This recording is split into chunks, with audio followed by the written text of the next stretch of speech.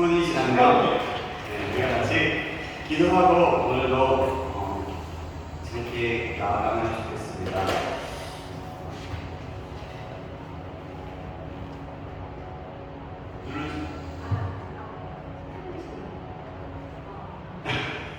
네, 그렇군요. 반갑습니다. 반갑습니다. 네, 우리가 같이 함께 주님 찬양하면 좋을 것 같고요. 다음엔 우리 앞에 한 명이 더 써도 될 것 같기도 해요. 그래서 그래도 좋을 것 같고 오늘 도면대가 우선 없으니까 오늘 이렇게 하고 더 갖다 두지 하도록 하고요. 제가 지금 신나서 반갑습니다. 우리 이사도 하세요. 한 번 더 해주세요. 안녕하세요. 하세요. 네, 옆사람 반갑습니다. 반갑습니다. 네, 오늘도 주님의 은혜를 자하게 소망하면서 지금 제가 좀 울렸더니 조금 울리는 그런 느낌이 있거든요. 미안해요. 자꾸 이게 너무 민감하게. 자, 조금만 제거 1번 조금만 내려주시면 조금만 내려주세요. 제가 목이 안 좋아서 좀 울렸더니 그렇게 괜찮죠? 그래요. 잠깐 기도하고 우리 시작하겠습니다. 살아계신 하나님 감사합니다. 오늘도 주님의 날 우리 청년예배 허락하여 주시는 것을 감사합니다. 저희들이 감사함으로 주님을 예배할 때에 홀로 영광을 받아주시고 주님의 은혜로 충만하게 채워주셔서 살아계신 예수님의 이름으로 기도합니다. 아멘. 주의 옷자락을 만지면 찬양할 건데요. 주의 옷자락을 만지면은 항상 이 곡을 부를 때 생각나는 성경의 인물들이 있어요. 그 인물들은 그 옷자락을 만지면서 혈병이 걸려서 주님의 옷자락을 만지면서 그 혈병이 나왔던 그 여인과 또 그 머리로 옥합을 깨뜨려서 머리로 예수님 발을 씻겨주시고 발을 이렇게 닦아주고 예수님의 몸에 옥합을 깨뜨린 여인, 그 여인이 생각이 납니다. 그들이 어떤 마음이었을지 묵상해 보면 그런 것 같습니다. 정말 간절하고 너무 감사해서 자신의 옥합이라는 것을 자신의 전 재산을 드리는 것이고요. 또 옷자락을 만지면 간절하고 하나님 예수님의 옷자락을 만지더라도 내가 나눠줄 수 있다라는 그런 믿음을 가지고 간절함을 가졌다. 우리가 이 찬양 부를 때 그 여인들을 생각해보고 또 우리 자신이 또 그런 갈망함과 소망함을 가지고 하나님 바라보면서 찬양했으면 좋겠습니다. 함께 찬양하겠습니다.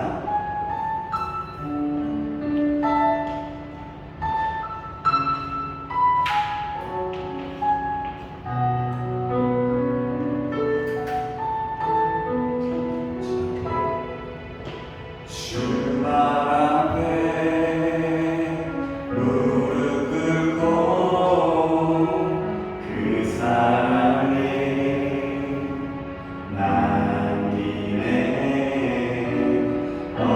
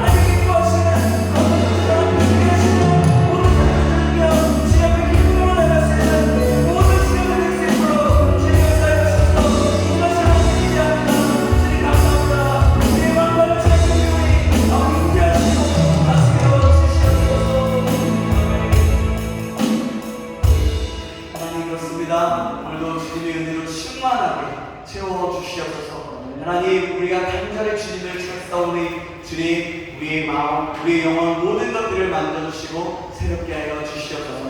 살아계신 예수님의 이름으로 기도합니다. 아멘. 우리 그렇게 인도하신 주님 앞에 영광을 올리겠습니다. 아멘. 이렇게 해서 감사함으로 주님 앞에 나가 찬양하겠습니다.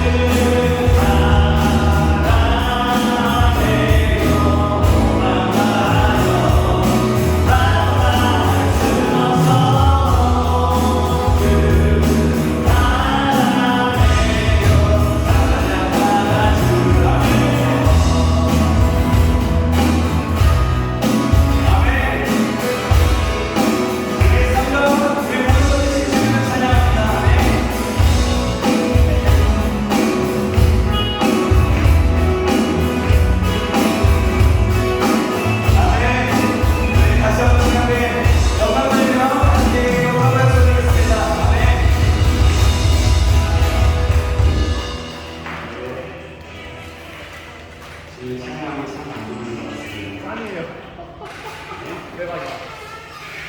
엄청 풍성해. 사랑합니다.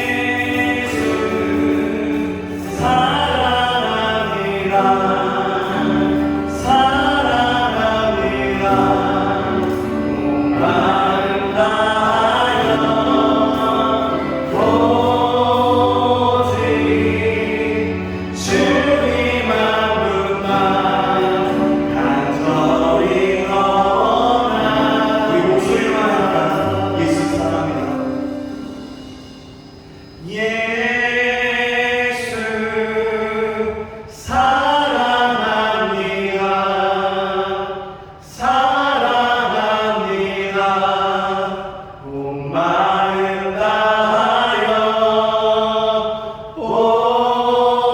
오직 주님 한 분만 간절히 더 원합니다. 다시 한번 예수 사랑합니다.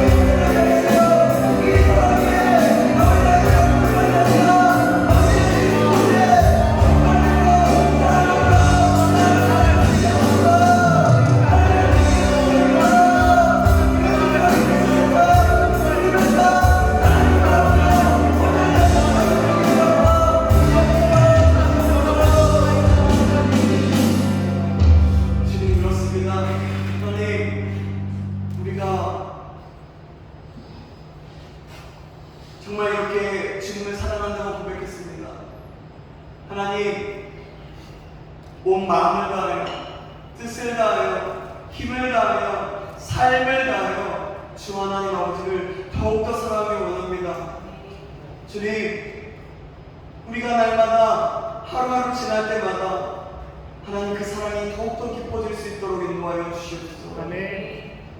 주님께서 우리를 사랑하셨던 것처럼 하나님 우리도 주님을 그렇게 사랑함으로 우리의 삶 가운데 그 사랑이 전파되어지고 나타내질 수 있도록 인도하여 주시옵소서. 그래서 사랑하기도 아버지께 정말 바쁜 이 시간에 미워하기보다는 더욱더 주님뿐만이 아니라 이웃을 사랑하며 아버지 그 사랑을 전할 수 있는 자 될 수 있도록 인도하여 주시옵소서. 예수께서 이어지는 예배 가운데 말씀을 함께하여 주시고 주님의 은혜로 충만하게 채워주실 하나님을 기대하며 살아계신 예수님의 이름으로 기도하옵나이다. 아멘. 주님의 영광을 돌리겠습니다.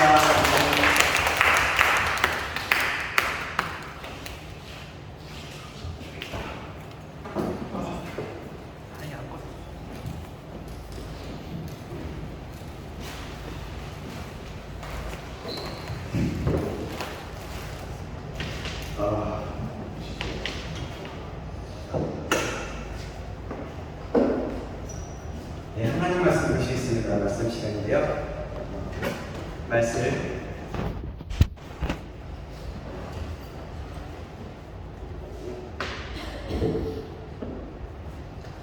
네, 이제 좀 덜 울리나요? 보이는 것 같아요. 말씀 한번 드려보겠습니다. 로마서 12장입니다. 로마서 12장 1절에서 2절까지 말씀입니다.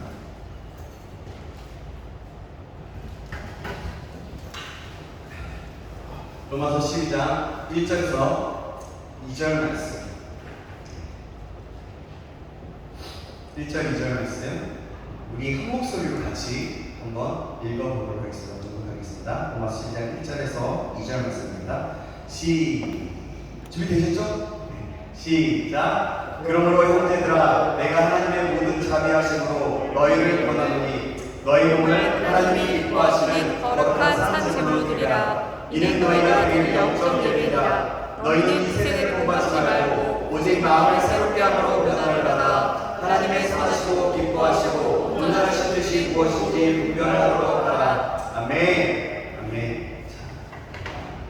우리 이거 다시 한 번만 읽어보겠습니다. 중요한 말씀이기 때문에 우리 다시 한번 읽어보겠습니다. 시작. 그러므로 형제들아, 내가 하나님의 모든 자비하심으로 너희를 권하노니 너희 몸을 하나님이 기뻐하시는 거룩한 산제물로 드리라. 이는 너희가 드릴 영적 예배니라. 너희는 이 세대를 본받지 말고 오직 마음을 새롭게 함으로 변화를 받아 하나님의 선하시고 기뻐하시고 온전하신 뜻이 무엇인지 분별하도록 하라. 아멘. 예. 오늘은 크리스천의 삶이라는 제목으로 하나님 말씀 받겠습니다. 크리스천의 삶이라는 제목으로 하나님 말씀 받겠습니다. 우리 좌우 옆사람과 인사하겠습니다. 잘 오셨습니다. 잘 오셨습니다. 정말 잘 오셨습니다. 네. 요 마이크를요 조금 제 거 외에 조금만 줄여주세요. 제 거 외에 줄여주세요. 저는 그냥 놔두시면 되고요. 조금만 들으시면 돼요. 네, 됐습니다. 네. 네. 오늘 본문의 말씀은요, 지난 특별 새벽 기도회 때 함께 나눴던 말씀의 본문이에요. 근데 이제 이 본문의 말씀이 굉장히 중요한 부분이기도 하고 또 이렇게 여러분들이 한 번 더 말씀을 들었으면 좋겠다. 이렇게 말씀을 하셔서 좀 제가 뺄 것들 뺐고 또 추가할 것들 추가해서 같이 함께 이 부분을 가지고 여러분과 함께 나누려고 합니다. 구더기의 변화라는 이야기인데요. 기억나시나요? 한번 들어보세요. 다시 한번 들어보겠습니다. 우아한 구더기가 한 마리가 살았습니다. 그런데 그는 자신의 용모에 열등감이 많았습니다. 그의 입술이 조금 튀어나와서 덜 지성적으로 보였기 때문입니다. 그는 오랫동안 고민했지요. 그러다가 구더기 병원에 찾아갔습니다. 의사 구더기는 말하기를 복잡한 수술이라 비용이 많이 든다고 얘기했습니다. 어떤 비용이 드냐면 큰 똥 한 덩어리, 똥물을 한 바가지나 가져와야 된다고 했습니다. 세상에 그 엄청난 비용, 이렇게 생각했어요. 구더기는 그 마시던 똥덩어리와 똥물을 구하려면 오랜 시간 동안 고생을 해야 하는데 구더기는 고민을 하다가 결국 우아한 구더기로서의 삶을 포기하고 말았습니다. 수술을 안 했다는 거죠. 그러나 그는 어느 날 새로운 구더기로 거듭나게 됐습니다. 구더기인 자신을 사랑하는 어느 인간이 있었고 그의 사랑 속에서 그는 인간이 될 수 있는 길을 발견하게 되었던 것입니다. 그는 변화되었습니다. 그래서 그는 우아한 구더기, 지적인 구더기, 인정받는 구더기 등 과거에 그가 가졌던 그 욕망들, 그 구더기로서의 모든 가치관들이 달라지게 되었습니다. 그리고 오직 인간처럼 인간의 마음으로 살게 되었습니다. 어느 날 구더기는 학창 시절에 친했던 구더기를 만났습니다. 그녀는 성형을 하고 아주 아름다운 구더기가 되어 있었군요. 그러나 그녀가 코를 높였다고 자랑을 하면서 똥물에 떨어진 휴지로 우아하게 몸을 감고 있었습니다. 상상이 되나요? 그것은 유행의 첨단을 걷는 아주 비싼 옷이었습니다. 하지만 변화된 구더기는 빈굿이 웃을 뿐이었습니다. 그는 이미 그런 데에 관심이 없었고 새로운 세계를 알고 있었기 때문이었습니다. 구더기의 세계와 비교할 수 없는 인간의 마음, 인간의 지혜, 인간의 사랑에 대해서 알게 되었기 때문입니다. 변화된 구더기의 이야기였습니다. 여러분, 다시 한번 들으니까 어떠세요? 또 처음 듣는 분들도 계시고요. 좀 무슨 이야기지만 여러분들 어떤 생각을 다시 한번 갖게 되었습니까? 어떤 청년은 이러더라고요. 이 똥덩어리 같은 이 세상, 이 너무 비유에 잘 맞게 표현되었다고 하면서 진짜 변화된 구더기, 나를 구원하신 예수님을 좀 묵상하게 되었다라고 했던 겁니다. 저도 이렇게 생각되었었어요. 완전히 정체성이 바뀌게 된 구더기의 모습을 봤습니다. 이 모습을 보면서 아까 어떤 청년이 얘기했던 내용처럼 죄악 속에서 살고 있었던 인간이 복음을 듣고 하나님을 믿게 되어 새로운 세계를 알게 된 구원받은 자의 모습, 그 모습을 묵상해 보게 되었습니다. 다시 한번 그렇게 보았습니다. 우리는 하나님의 전적인 은혜로 복음을 받아들이게 되었고, 그 복음을 받아들임으로 예수를 믿어 구원받게 된 하나님의 백성입니다. 이 말을 다른 말로 크리스찬이라고 합니다. 여러분, 크리스찬은 어떤 사람입니까? 어떤 사람이냐면 죄된 습성에서 완전히 세계와 사고가 바뀌게 된, 그래서 예수님을 따르게 된 사람을 얘기합니다. 그렇다면 크리스찬의 삶은 어떤 삶일까요? 한 가지 또 이야기를 한번 들려드리겠습니다. 그리스도인이 된 사람과 신자가 아닌 친구와 함께 대화를 나누고 있었어요.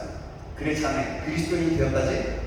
그렇다네. 그럼 그리스도인에 대해서 많이 들었겠구나 라고 얘기하는 거예요. 언제 좀 들어보세요. 삼위일체라는 말이 무엇인가? 설명해 보게요. 글쎄 잘 모르겠는데. 그리스도는 설교를 몇 번이나 했지? 잘 모르겠는데. 그럼 수많은 사이비 종파들은 어떻게 된 거지? 글쎄 나도 마음이 아프기는 하지만 잘 모르겠는걸? 그래서 친구가 얘기해요. 그리스도인이 되었다고 하면서 그리스도에 관해 아는 것이 없잖아 라고 해요.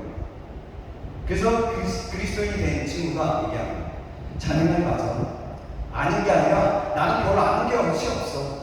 부끄러워. 하지만 이 사실 하나는 분명하게 알고 있어. 3년 전 내가 그리스도인이 아니었을 때는 난 주전뱅이였고 빚도 많았고 내 가정은 산산조각이 가고 있었지. 저녁마다 처자식들은 내가 집에 오는 것을 무서워했어.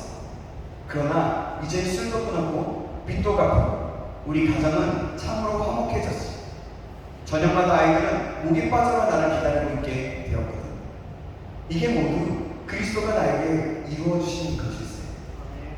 또한 나는 지독한 죄인이라는 것과 그럼에도 불구하고 하나님은 나를 이 세상에서 가장 사랑하신다는 것만은 분명히 알고 있지라고 얘기합니다. 참으로 변화된 어떤 신자의 이야기죠. 사랑하는 여러분, 그리스도인이라는 것은 이렇게 하나님이 나를 크리스찬이라는 것은 나를 변화시켰다는 것을 아는 거예요. 그러면 크리스찬의 삶은 어떤 삶일까요? 크리스찬이라는 삶이라고 하는 것은 하나님께서 기뻐하시는 그런 거룩한 산제사로 제물로 드리는 것입니다. 이것이 우리의 드릴 영적 예배입니다. 영적 예배는요, 온전한 헌신을 의미합니다. 우리는 예배를 드리죠. 예배라고 할 때 그 단어들을 보면요, 서비스라는 말을 같이 합성어해요. 이 말의 뜻에는 예배라는 뜻과 함께 봉사라는 뜻도 있습니다. 다시 말하면 하나님께 봉사하는 것이 예배라는 거예요. 저는 말씀으로 여러분에게 봉사하죠. 또 찬양단, 우리 같이 오늘 모두가 예배자가 되었고 찬양단이 되어서 하나님 찬양했어요. 어떤 사람은 목소리로, 어떤 사람은 악기로, 또 하나님께서 주신 은사를 가지고 봉사하는 것입니다.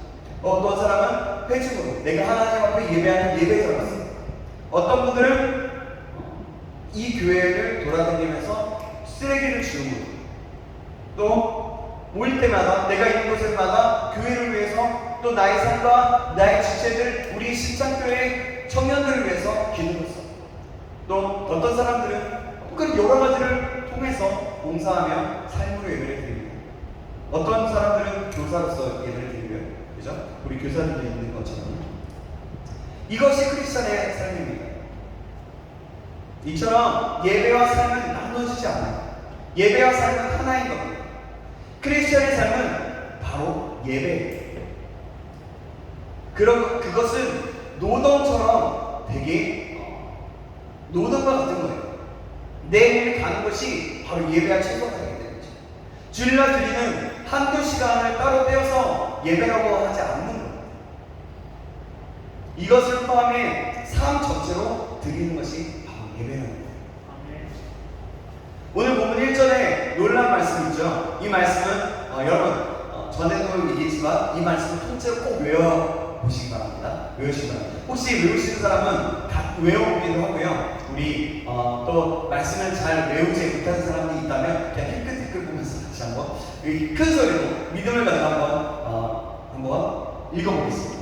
1절입니다. 시작. 그러므로 형제들아 내가 하나님의 모든 자비하심으로 너희를 권하노니 너희 몸을 하나님이 기뻐하시는 거룩한 산제물로 드리라. 이는 너희가 드릴 영적 예배니라. 아멘. 여러분 이 말씀은 중요하기 때문에 정말 꼭 외우시기 바랍니다.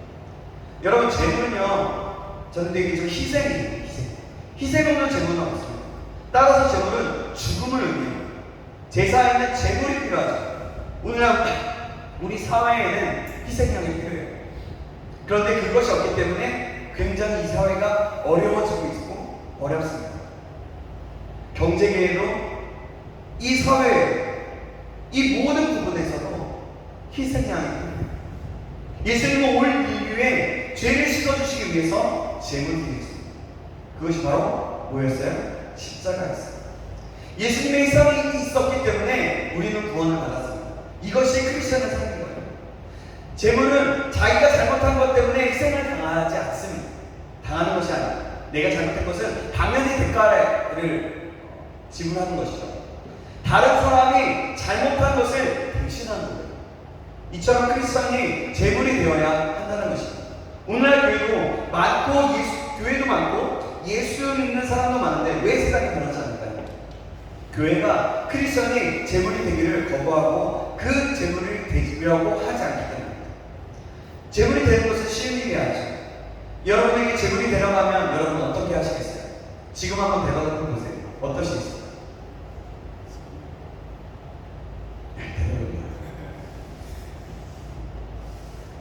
이렇게 얘기하지 않겠어요?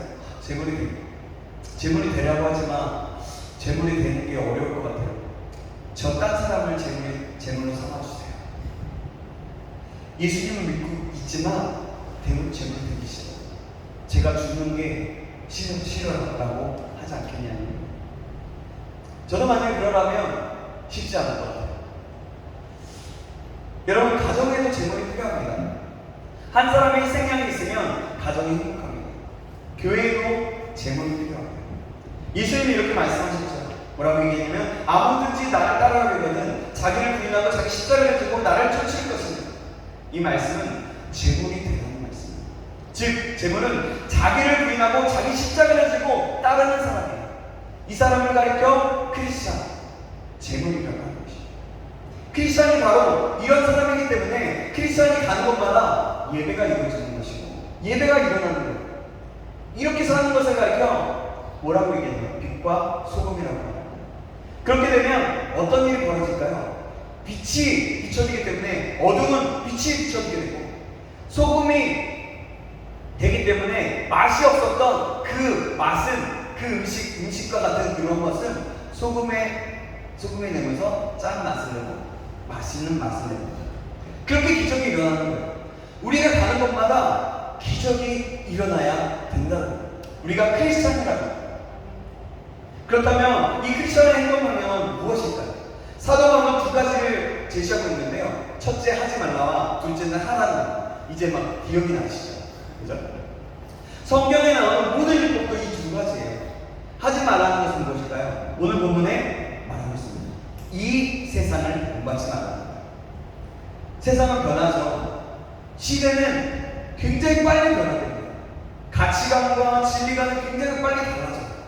그래서 지금 우리가 함께 이 자리에 있더라도 1, 2년 차이가 나더라도 몇 달 차이가 나더라도 가치관과 사고가 진리관들은 다 달라요. 그런데 사람들은 자꾸만 세상을 이 세상이 말하고 있는 메시지들을 따라가려고 해요.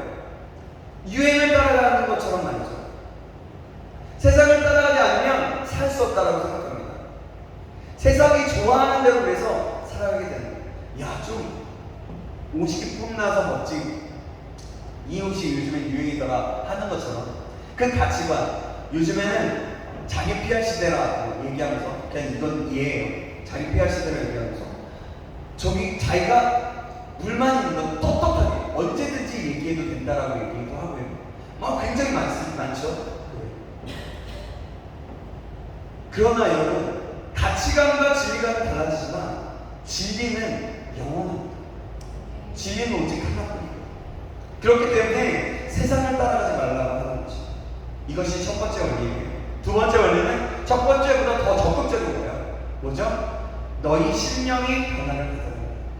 변화를 받게 되면 무슨 일이 일어날까요? 하나님이 기뻐하시고 선하시고 온전하신 뜻이 무엇인지 알게 됩니다. 주인의 뜻을 알아야 종은 일할 수 있죠. 주인의 뜻도 모른 채 종이 제 마음대로 일을 하면 그것은 주인을 위한 것이 아닙니다. 일은 열심히 했는데 주인과는 전혀 상관이 없게 되는 거예요. 일을 처리하게 되는 거죠. 마찬가지입니다. 우리가 하나님을 위하여 희생하고 봉사를 했는데 희생하고 힘을 받는데 하나님의 뜻도 모른 채 내 마음대로 열심히 일을 했다면 그것은 하나님과 상관이 없다는 거예요. 하나님이 기쁘시게 하는 것이 아니라 하는 것이에요.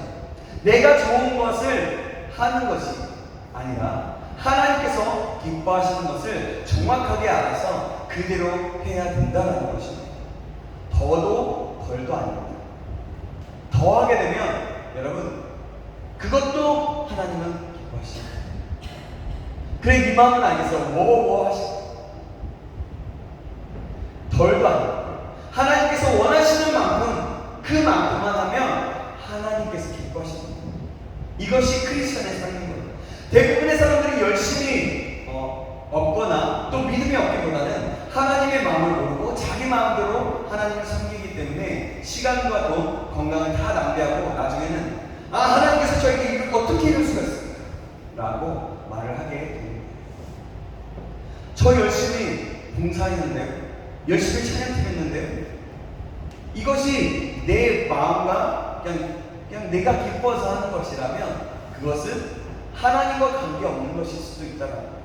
가장 중요한 것은 이 봉사도 이 모든 것도 하나님을 위해서 해야 한다는 거죠. 그렇죠? 저와 여러분은 어떻습니까? 우리가 하나님이 기뻐하시고 선하시고 온전한 뜻이 무엇인지 분별할 수 있게 그래서 그 뜻을 이루는 저와 여러분들에게 주님의 이름으로 축원합니다. 아멘. 이제는 2절의 말씀을 드리겠습니다. 1절이 크리스천의 삶의 정의라고 한다면 2절은요 크리스천의 행동하는 원리를 설명하고 있습니다. 따라서 1절과 2절은 굉장히 밀접한 관계가 있는 거예요.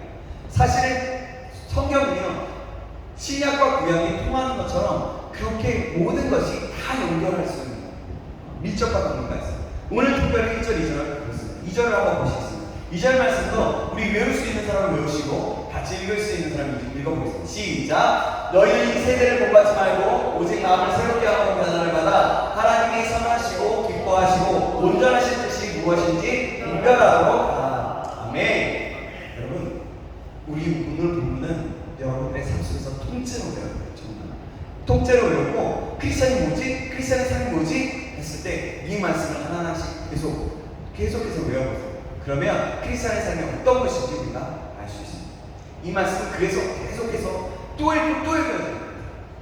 이 말씀이 우리의 삶을 정의하고 있기 때문에 크리스천의 삶을 정의하고 있기 때문에 있습니다. 자 그러면 하지 말라는 소극적인 명령부터 한번 찾아볼게요. 자, 잘 살펴보겠습니다. 성경은 이렇게 말합니다. 당신이 예수님 믿고 구원받은 사람으로 잘 살려면 이 세상을 본받지 말라. 세상을 따라 살면 세상 방법대로 살면 예수님을 믿는 삶을 살 수가 없다. 문제는 내가 세상 안에 산다는 거예요. 내가 천국에 있으면 아무런 걱정이 없을 텐데 내가 살고 있는 현 주소나 내가 살고 있는 제가 세상 한복판이기 때문에 세상 사람들과 만나 일을 해야 하고 세상 사람들과 함께 살아야 하고 그들과 함께 호흡하면서 살아야 하는데 그들은 우리의 생각과 우리가 생각하는 것과 사는 방법이 완전히 다릅니다. 가치관이 다릅니다. 소속이 다른 거예요. 우리는 예수님을 믿었다면 우리는 천국의 백성이 되었다라고 하는 것이고, 예수님을 믿지 않는 세상의 사람들은 지옥의 백성들이 되었다라고 할 수 있습니다. 그들은 하나님 없다라고 해요. 자기 중심적이에요. 내 뜻대로, 내 생각대로 하면, 내가 원하는 대로 하면, 내가 잘만 크고 돈만 잘 벌면 잘한다고 하고 얘기하고 있습니다. 이런 사람들과 어떻게 살아갈 수 있겠습니까? 여기에 그리스도인의 갈등이 있는 거예요. 고민이 있는 거예요. 여러분, 세상 살아가면서 고민이 되잖아요. 내가 어떻게 크리스천으로 살아갈 수 있지? 세상 사람들이 이렇게 얘기합니다.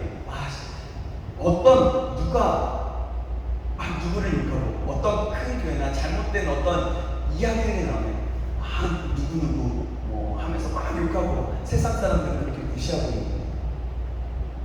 나는 어떻게 해야 되는지 그런 고민이 있는 거죠. 사실 그런 고민이 없다면 우리는 다시 한번 우리 자신을 생각해 볼 필요가 있어요. 왜냐하면 내가 정말 그리스도인으로 살고 있는가, 크리스찬으로 살고 있는가 고민해 볼 필요가 있는 거예요. 왜냐하면 크리스찬의 삶은 이 세상과 갈등할 수밖에 없거든요. 그때 세상이 어마어마한 힘을 가지고 우리에게 접근하고 있어요.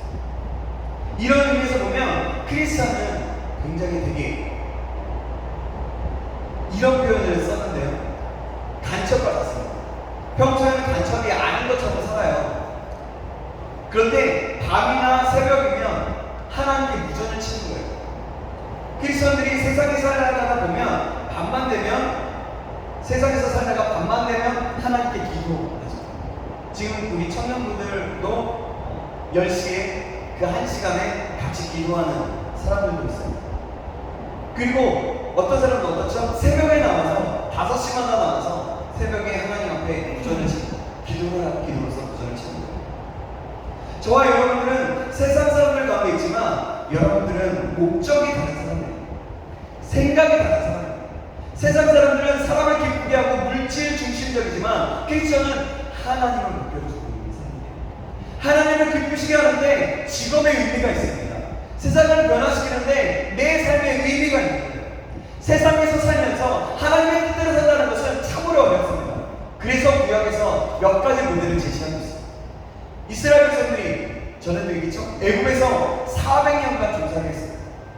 우리는 일제에 그 46년간 종살을 했는데 아직도 일제를 일본을 보면서 열등감이 있죠. 컴플렉스가 있습니다. 상처가 많이 있어요. 일본이라고 얘기하면 무턱대고 무조건 무시하는 사람이 있어요. 그들도 마찬가지이긴 하지만. 그런데 여러분 생각해보세요. 반대로 우리 46년간 종사를 일제에 종사를 했는데 아직도 그런 마음이 있는데 400년간 종사를 했다는 것이 있어요. 정치와 문화, 경제, 모든 사고방식, 모든 것이 이스라엘 사람들이 아닌 거예요. 애국 사람과 같지 않겠어요? 애국 사람이 그 애국 사람과 똑같이 살아가고 있게 되는 거죠. 그래서 하나님께서는 이스라엘 백성을 애국에서 빼내기로 결정하신 것입니다. 그들의 기도도 있었고 그들의 노력으로 해서 힘듦 때문에 하나님이 강구하고 있었지만 하나님께서 작정하셨던 거예요. 하나님은 모세라는 사람을 통해서 이스라엘을 애국에서 탈출시켰어요. 이 과정이 얼마나 힘들었겠습니까? 여러분 생각해보세요. 그것에 탈출을 해야 돼요. 악한 세력에 있어서 그 어둠의 세력 가운데 살고 있는 사람이 그 주님의 빛 가운데로 나아가야 돼요. 그런데 여러분 생각해보세요. 마귀를 가만히 놔두겠어요? 절대 쉽게 놔두지 않아요. 발목을 계속해서 붙잡죠. 그래서 애굽에서 나올 때 마귀는요 그 10가지 재앙을 통해서 10번을 잡았어요. 안 돼! 절대 안 돼! 보내지 않아. 내가 너희를 보낼게. 바로가 계속해서 얘기했지만 또다시 절대 안 돼. 내가 보낼 수 없어. 마지막에는 10가지 재앙을 다 받음에도 불구하고 어떻게 하냐면 이스라엘 따라와서 끝까지 따라와서 이스라엘을 거부에 질리게 하고 그렇죠. 그만큼이나 10번이나 붙잡았어요. 이런 경험이 이스라엘에게 있었어요. 예수를 잘 믿으려고 하면 꼭 발목 잡지 않습니다. 생각해 보세요. 마귀는 여러분을 절대로 쉽게 뜯겨서 아주 우리들의 연약함을 다 잡아서 그 연약함 하나를 통 건들잖아요. 그러면 우리는 그것에 반응할 수 없어요. 불을 떠면서 하면서 반응할 수 없어요. 여러분 그렇지 않습니다. 마귀는 그렇게 쉽게 뜯겨서 내가 예수님 앞에 바로 서려고 하면 어떤 평소에 잘 믿었던 친구들조차도 나를 대적하게 하기도 하고요. 화를 내기도 하고요. 나에게 상처 주기도 하고요. 힘들게 하기도 해요. 그러나 하나님은 애굽에서 이스라엘 백성들을 빼내셨습니다. 그래야만 하나님의 백성답게 살 수 있기 때문에 이곳에 모인 사랑하는 여러분 하루하루 살아가면서 얼마나 고생 많으세요? 정말 고생 많으시죠? 힘들죠? 그렇지 않아요? 일주일 내내 열심히 일했고 또 어떤 친구들은 방학한 친구들도 있고 어떤 친구들은 또 앞으로 하루하루를 살아가야 되는데 그렇죠? 여러분 그걸 생각하면 얼마나 고생이 많으시죠? 아주 치열하게 싸우는 그 직장에서 말이죠. 이스라엘 백성들은요, 근데 400년간 애굽의 사고가 그 모든 것들이 그 머릿속에 자리 잡고 있었어요.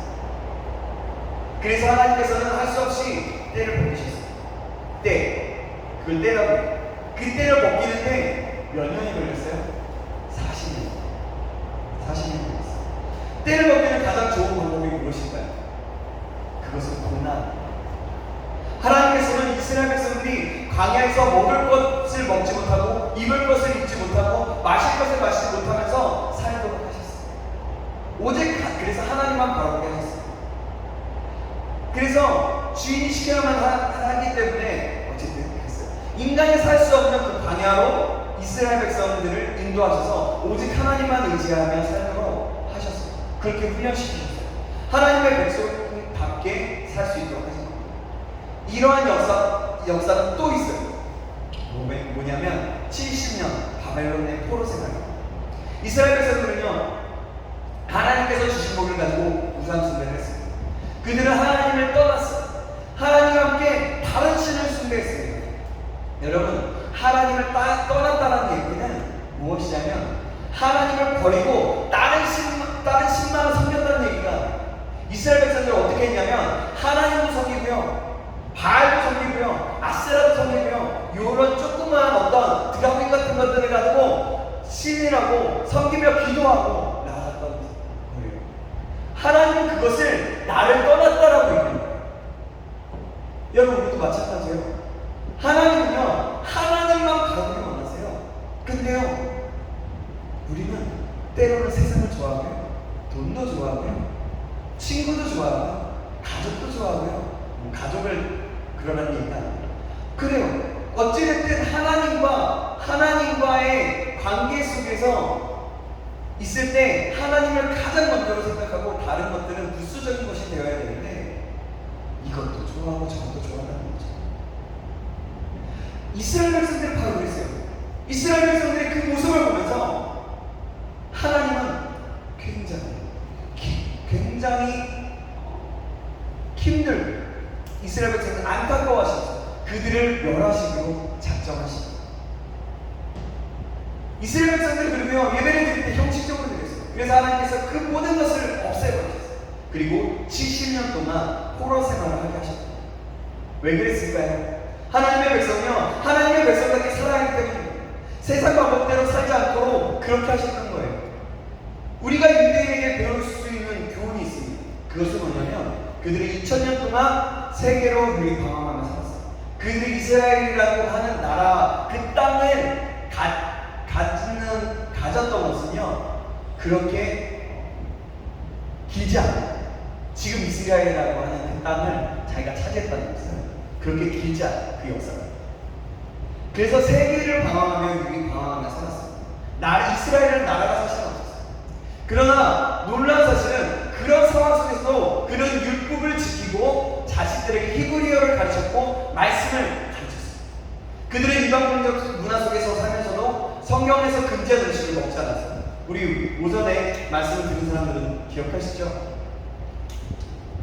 그 유대인들은 먹는 것들을 먹지 않고 그 안식일을 지키기 위해서 철저하게 행했어요.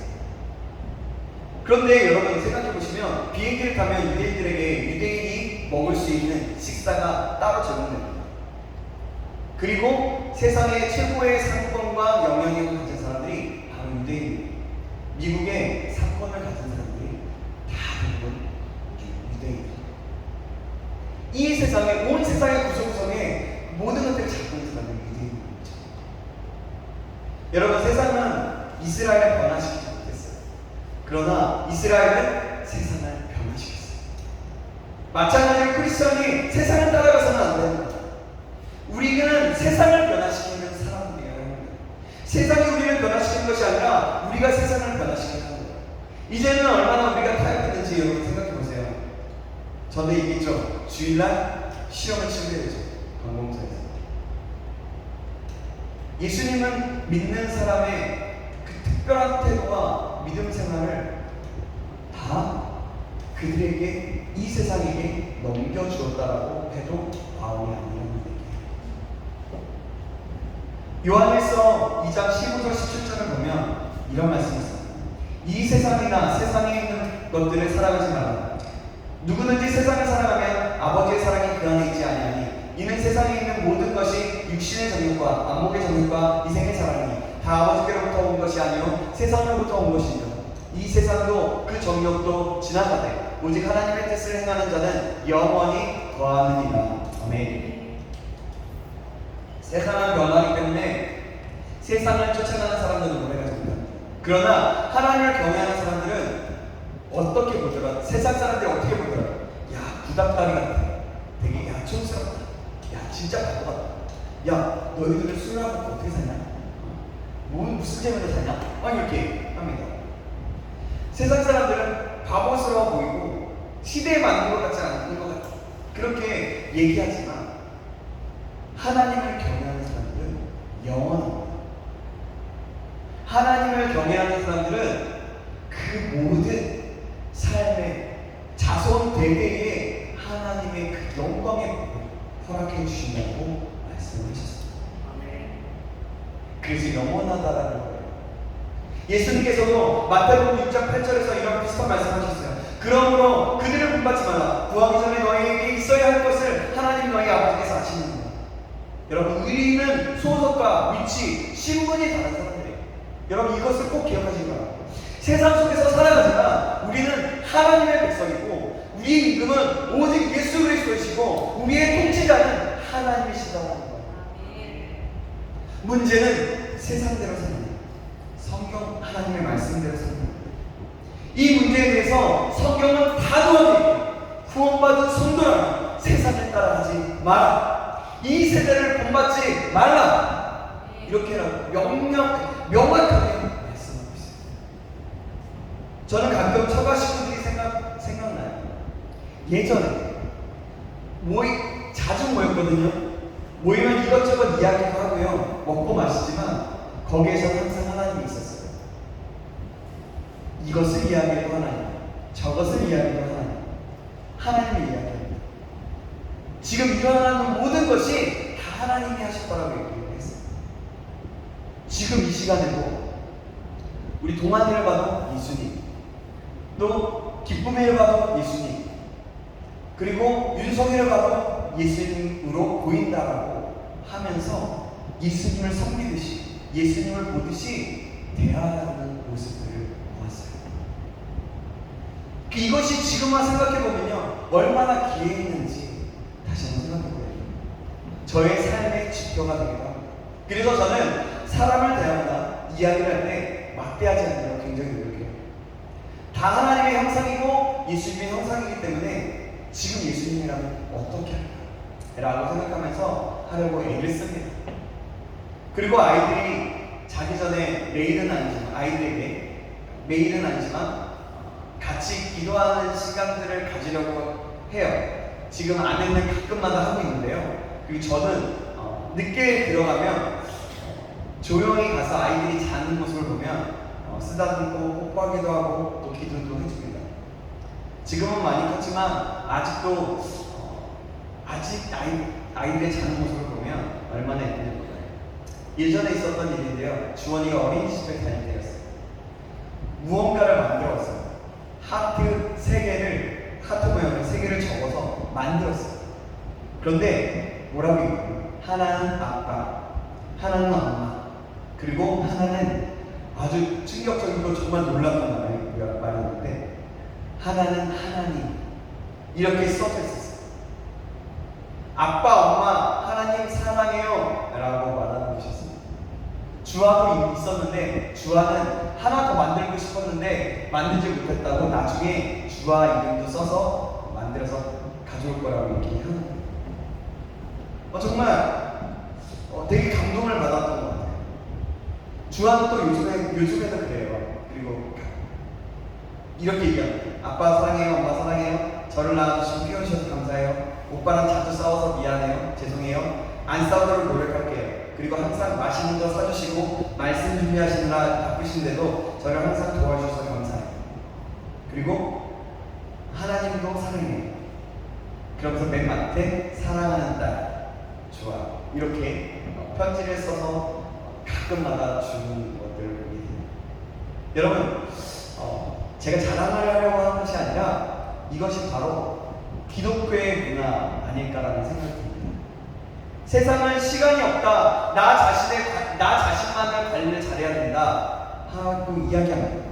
그리고 요즘 시대에 세상에 돌아가는 말을 해야지 누가 어떻게 산다며 누가 어떻다며 이렇게 합니다. 이렇게 이야기를 하고 또 SNS에 다른 사람에 대해서 비판과 자신들의 생각들을 넣고 자신이 옳으냐 이야기를 합니다. 그리고 뭔가 공감만 가면 좋아요 이것이 나쁘다는 것만은 아닙니다. 좋은 것을 보고 좋은 글들을 보면서 선한 영향력이라면 정말 좋겠죠. 하지만 어떤 사건을 보면서 비판을 적어놓고 나는 옳다고 이야기하기보다는 우리는 어떠한 사건을 보면서 나의 모습을 봐야 하고 그런 사람들의 모습을 보면서 하나님의 생각을 읽을 수 있어야 하는 거예요. 그리고 기도해야 하는 것입니다. 그러므로 세상을 변화시키기 시작해야 한다는 겁니다. 저와 여러분들이 이런 사람이 되길 주님의 축복합니다. SNS를 보면서 어떠한 동영상을 보면서 누구를 비판하기보다는 누구는 어떻게 판단하고 그래서 야 어떤 사람 내 생각과 똑같으니까 막 열광하고 이런 사람들이 아니에요. 그 모습을 보면서 그 모습 속에서 하나님의 뜻을 하는 것이다 라고 한 번 더 생각해보면서 하는 거죠. 그리고 하나님의 뜻을 따라서 기도하면서 하는 거죠. 자 이제 두 번째로 이제 거의 다 왔어요. 빨리 할게요. 두 번째는 적극적으로 하라라는 말씀이 있습니다. 오직 마음을 새롭게 함으로 변화를 받으라고 하십니다. 여기서 변화를 받는다는 말은 거듭난다, 새로운 피조물이 된다라는 뜻입니다. 여러분, 우리는 새롭게 변화를 받아야 합니다. 여러분, 물이 변하여 포도주가 되었듯이 본질상 진노의 자식이며 저주의 자식이며 사단의 자식이었던 우리들이 하나님의 은혜로 거듭나고 다시 태어나야 한다는 것입니다. 여러분, 변화 없이 새 출발은 없어요. 저는 오늘 예수님의 이름으로 저와 여러분들 모두가 새롭게 거듭나길 주님의 이름으로 축복합니다. 아멘. 혹시 이 부분에 대해서 갈등하시는 분들이 있다면 오늘 거듭나고 기도하시고 그리고 간절히 소망하시기 바랍니다. 거듭나십시오. 거듭나야만 새롭게 출발할 수 있고 새롭게 변화될 수 있습니다. 거듭나지 못한 사람들은 새로운 출발을 할 수가 없습니다. 사단의 손나귀에 있는 한 여러분들이 아무리 잘 살고 싶고 정직하고 싶고 의롭고 싶고 행복하고 싶어도 그렇게 할 수가 없어요. 절대로 그렇게 할 수가 없어요. 따라서 먼저 마귀의 세력에서 빠져나와야 어둠의 세력, 저주와 죽음의 세력으로부터 빠져나와야 합니다. 그리고 빛의 자녀가 되어서 새롭게 되어야 합니다. 그래야만 빛의 자녀로서의 삶, 빛의 자녀들처럼 살아갈 수 있는 거예요. 여러분, 어떻게 변화될 수 있습니까? 두 가지입니다. 예수님과 성령님으로 인해서 변화를 받게 됩니다. 로마서 8장 1절에 보면 예수님이 내 안에 계시면 내 안에 있는 정죄가 죄가 다 사라진다라고 얘기해요. 제가 읽어드릴게요. 그러므로 이제 그리스도 예수 안에 있는 자에게는 결코 정죄함이 없나니. 오늘 이 메시지를 들으면서 다시 한번 예수님의 사랑을 깨닫고 알게 되기를 주님의 이름으로 축복합니다. 예수님께서 나에게 죄를 위하여 피와 살을 주셨다는 것을 알게 되기를 다시 한번 주님의 이름으로 축복합니다. 그리하여서 새롭게 거듭나는 역사. 어제 거듭난 것이 아니라 지금 역사하셔서 인도하시는 그 하나님의 은혜, 예수님 그 빛과 그 은혜를 통해서 새롭게 거듭나게 되기를 주님의 이름으로 축복합니다. 두 번째, 그렇게 예수님을 영접하고 제사함을 받게 되면 생명의 성령의 법이 우리를 새롭게 하십니다. 새로운 성령이 우리를 기름 부으시고 성령을 오시면 죄와 사망의 법에서 나를 회복시켜 주십니다. 이것이 바로 진정 거듭난 사람은요, 마음을 새롭게 하고 변화를 받아야 합니다. 변화되면 하나님의 뜻을 알게 됩니다. 하나님의 뜻은 선하시고 기뻐하시고 온전하신 뜻입니다. 하나님의 뜻에는 이 세 가지 요소가 있어요. 하나님의 뜻은 우선 하나님이 기뻐하시는 거죠. 아무리 좋은 일을 해도 하나님이 기뻐하지 않으면 하나님 뜻이 아닙니다. 여러분, 내가 아무리 좋다라고 노래를 부르는 것이 좋다라고 하더라도 그냥 찬양의 가사를 가지고 그냥 내가 흥하는 것이 좋다라고 해도 그것이 내가 하나님을 생각하지 않으면 그것이 하나님의 뜻이 아닐 수 있다는 거예요. 그리고 하나님의 뜻은 선합니다. 또한 하나님의 뜻은 부분이 아닌 온전하게 되는 것입니다. 여러분, 무엇이든지 여러분 알면 쉽고 모르면 어렵거든요. 예수님을 믿는 것도 그래요. 자, 예수님을 알면 쉽고 예수님을 모르면 어렵습니다. 참된 그리스도의 삶을 알게 되면 우리는 하나님의 뜻을 이루는 것이 기쁘고 즐겁고 신나게 됩니다. 말씀대로 살아가는 것이 이게 그냥 어려운 것이 아니라 너무 기쁜 거예요. 그 말씀대로 살아가는 것이 고통이 아닌다는 거죠. 그런데 억지로 끌려다니는 사람들이 있습니다. 예수님을 믿기는 하는데 그 길로 가지 않으려고 버티는 사람이 있는 거예요. 교회에 오기는 하지만 자주 늦게 오고 설교 시간에는 쉽게 다른 생각 또 졸기도 하고 좀 목사님 좀 설교 좀 해봐. 왜 이렇게 오늘은 긴 거야? 그렇습니다. 그렇다고 교회에 오지 않은 것이잖아요. 하지만 어떤 사람은요, 기쁨으로 감사함으로 충만한다고 합니다. 여러분, 7시에 만약에 만나자고 하면 6시 반에 옵니다. 교회 예배가 7시라면 6시 반에 온다는 거예요. 그런 것은 누가 시켜서 하는 일이 아닙니다. 여러분, 연애하는 사람들이 늦는 거 보셨어요? 아니요. 저기서 손을 저한테 이렇게 받고 있는데요.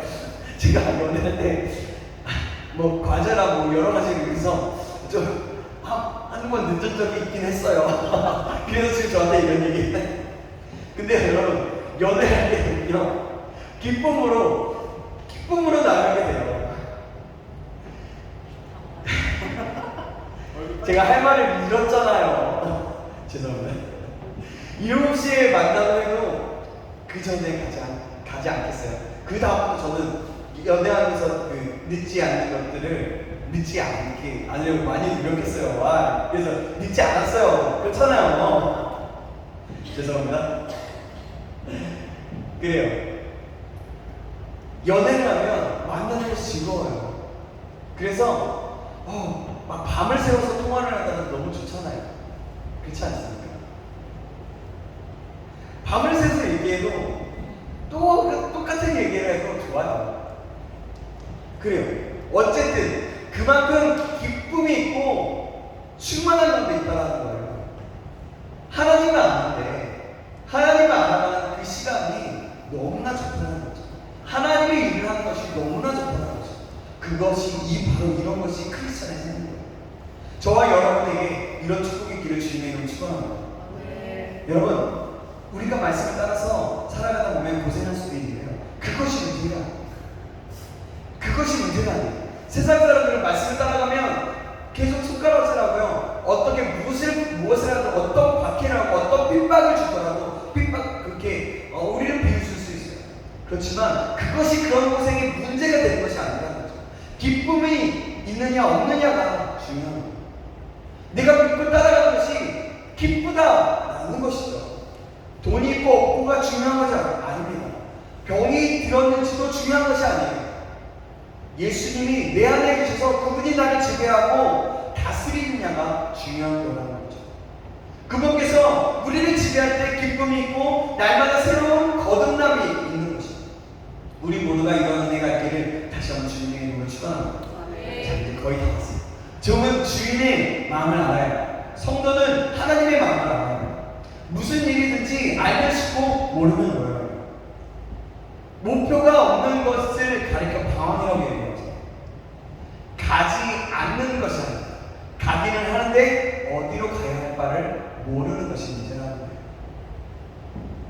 여러분, 기술자가 이 에어컨 기술자가 왔는데 뭘 딱딱딱 한번 만졌더니 돼요. 이거 그러면서 막 박수를 하죠. 예? 그래요. 예. 그래서 알면 그것에 대해서 알면 기술자는 알기 때문에 쉽죠. 그러나 기술자가 아닌 사람은 어때요? 어렵잖아요. 이 에어컨이 왜 안 되지? 싫어. 그러더라도 그렇잖아요. 막 그런 생각이죠. 저는 저와 여러분에게 돈 버는 목적이 있기를 주님으로 축복합니다. 아멘. 사는 이유가 무엇인지 알게 되기를 축복합니다. 여러분이 결혼해야 하는 이유가 있어야 하고요. 결혼 후에 자녀를 교육하는 목적이 있어야 하고요. 직장 생활을 하는데 의미가 있어야 합니다. 그 의미를 아는 사람은 직장을 하는 것이 좋습니다. 재미가 있어야 해요. 상사가 아무리 뭐라고 해도 이 사람에게는 삶의 의미가 있기 때문에 그 상사가 있는 곳에도 기쁨으로 갈 수 있습니다. 우리가 중요한 것은 우리의 삶에 하나님의 말씀, 하나님의 음성을 듣는 것입니다. 변화를 받은 사람만이 하나님의 음성을 들을 수가 있습니다. 저는 저와 여러분들이 모두 하나님의 음성을 듣기를 간절히 소원합니다. 예전에 고 하영조 목사님께서 어느 장에 인종 예배를 드린 적이 있다고 합니다. 그 아주대학병원의 응급실에 계신 분이었다고 하는데요. 그 목사님이 그분에게 이런 말씀을 드렸다고 합니다. 지금 우리는 당신의 인종 예배를 드리고 있습니다. 이곳에서 당신은 의사와 간호사 외에는 만나는 사람이 없을 것입니다. 그러니 그 사람에게 예수님을 전하십시오. 제가 전하면 믿지 않을지 모르겠지만 당신이 전하면 믿을 겁니다. 그랬더니 자매님이 웃기 시작했대요. 그러면서 자매님이 사명을 발견하기 시작했다는 거예요. 죽는 순간에 사명을 발견하게 됐던 거예요. 할렐루야 그러더니 일반 병동이 할렐루야 그러더니 일반 병동으로 옮겨가는 놀라운 역사가 일어났다는 겁니다. 온몸에 바늘과 호수가 꽂혀 있었대요. 임종직자. 그런데 그렇게 꽂혀 있었지만 사명을 발견하게 되니까 기쁨이 넘쳤다고 합니다. 그분이 이렇게 나는 오늘 죽지만 내 마음에는 평안이 있습니다. 당신도 예수님을 믿으십시오 라고 전도할 때 그분의 말에는 설득력이 있었습니다. 사랑하는 여러분, 이렇게 사명을 발견하면 응급실에서 일반 병동으로 옮겨가는 놀라운 역사가 일어나게 됩니다. 여러분, 예수님은 최악의 상황에서 최선의 결과를 만드시는 분이십니다.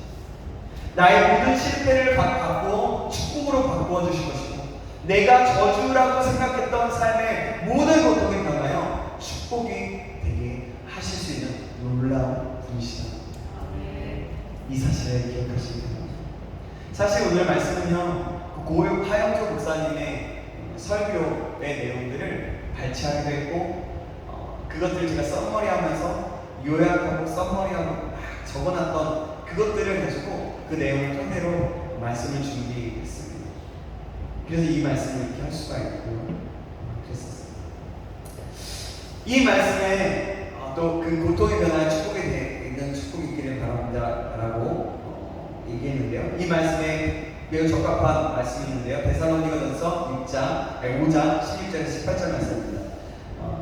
항상 기뻐하라 심하고 기도하라 감사히 감사하라 이것이 그리스도 예수 안에서 너희에게 행하신 하나님의 뜻입니다. 아멘. 하나님의 뜻을 검증하는 방법이 있는데 그것이 세 가지가 있는데 우선 하나님의 뜻은 기쁘다라는 것이고요. 그렇습니다. 영원히 기쁘지 않은 것은 문제가 있는 것이에요. 소외되냐 이익이냐가 아닙니다. 어떤 사람들은 어떤 한 길을 선택한 뒤에 불안해하지만 하나님의 뜻은 힘들고 어려운 길일지라도 마음에 기쁨이 있게 되는 것입니다. 두 번째로 하나님의 뜻은 계속 그 일이 기도하게 된다는 거죠. 그리고 마지막으로 하나님의 뜻은 감사가 있다는 거예요. 이러한 것은 분명히 하나님의 뜻인 거예요. 따라서 하나님의 뜻은 크게 두 가지입니다. 하나님의 뜻은 선이 있고 기쁨이 있고 온전한 거예요. 동시에 내 안의 기쁨과 기도와 감사가 흘러넘치게 되는 것입니다. 이러한 것은 하나님의 뜻과 일치하는 것입니다. 자, 이제 말씀을 뵙겠습니다. 오늘 우리는 두 가지를 배웠어요. 세상을 따라가지 말라는 것입니다. 외롭고 힘들지라도 그 길을 계속 가라는 것입니다. 세상을 따라가지 않기로 선택한 그 길은 옳은 길입니다. 두 번째로 마음을 새롭게 되어 변화를 받아 마음을 새롭게 되어 변화를 받아 하나님의 뜻을 발견하는 것입니다. 그리고 그 뜻대로 살아가는 것입니다. 여러분, 이것이 크리스천의 삶의 전부입니다. 사랑하는 여러분, 이것이 바로 크리스천의 삶입니다. 이 사실 꼭 기억하시기 바랍니다. 그래서 이 시간에 믿음으로 소망하면서 선포하면서 따라해 보시면 좋겠습니다. 두 가지를 제가 할 때 같이 따라해 보거든요. 우리가 결심하고 다짐하면서 또 소망하면서 믿음으로 선포하는 것입니다. 나는 세상을 따라가지 않겠습니다. 다시 한번, 나는 세상을 따라가지 않겠습니다. 날마다 마음을 새롭게 함으로 변화를 받아 하나님의 뜻을 발견하겠습니다. 아멘. 저와 여러분 모두가 이런 하나님의 복이 임하시길 함께 하시기를 간절히 소망하며 주님의 이름으로 축원합니다. 기도하겠습니다. 하나님 아버지 감사합니다. 오늘 말씀을 깨닫게 하시면 감사합니다. 우리가 이 세대를 본받지 말게 하여 주시옵소서. 세상을 따라가지 말게 하여 주시고 마음을 새롭게 함으로 변화를 받아 우리의 마음이 새로워져서 정말 온전하신 뜻이 무엇인지 알게 하시며 그 뜻대로 살아갈 수 있도록 인도하여 주시옵소서. 주님을 위해서 살아가게 하여 주시옵소서. 참으로 어려운 시대에 살고 있지만 내가 살아가는 순간마다 주님을 생각하고 주님을 알고 주님을 믿고 세상을 변화시키는 사람이 될 수 있도록 인도하여 주시옵소서. 살아계신 예수 그리스도의 이름으로 기도합니다. 아멘. 이 시간 함께 예배자, 아무도 예배하지 않는 함께 찬양하시고 또 뒤에 헌금함이 있는데요. 헌금 보신 분들은 헌금하시면서 말씀 주셨습니다.